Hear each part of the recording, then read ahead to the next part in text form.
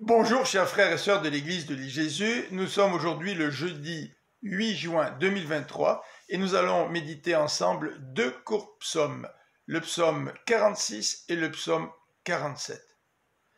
C'est le psaume 46 qui a inspiré Luther lorsqu'il a composé ce cantique très connu. C'est un rempart que notre Dieu. Le psaume d'ailleurs débute par ces paroles. Dieu est pour nous un rempart.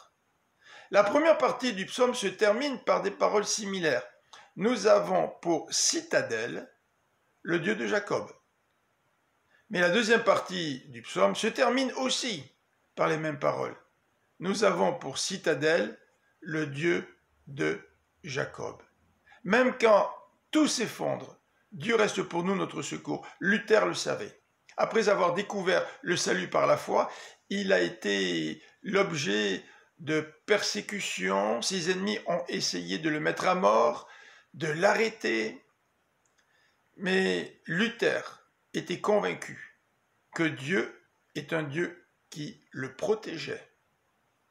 Que nous faisions face à des tremblements de terre, à des inondations, à des feux de forêt, à la guerre. Dieu reste notre secours. Et c'est pour cela que nous ne craignons rien. Au verset 11, le psalmiste veut nous interpeller. Arrêtez et sachez que je suis Dieu. Pourquoi? Le verset 9 nous en donne la raison. Car l'Éternel est avec nous. Dans nos malheurs, nos difficultés, nos épreuves, arrêtons-nous et rappelons-nous que l'Éternel est Dieu et qu'il est notre rempart. Le psaume 47 nous encourage à applaudir l'Éternel, car Dieu est redoutable, c'est le grand roi du monde entier. Ce psaume reconnaît Dieu comme le roi de toute la terre, celui qui est souverain, qui soumet les nations, et qui a d'ailleurs choisi un pays pour son peuple.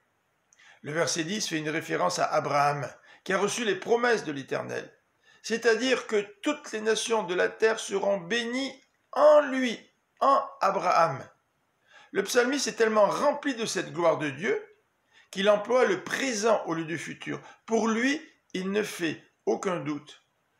L'Éternel est le roi du monde entier. Et toutes les nations s'unissent pour proclamer la souveraineté du Dieu d'Abraham. Je vous souhaite une bonne fin de journée et que le Seigneur vous encourage par ces deux psaumes. À bientôt.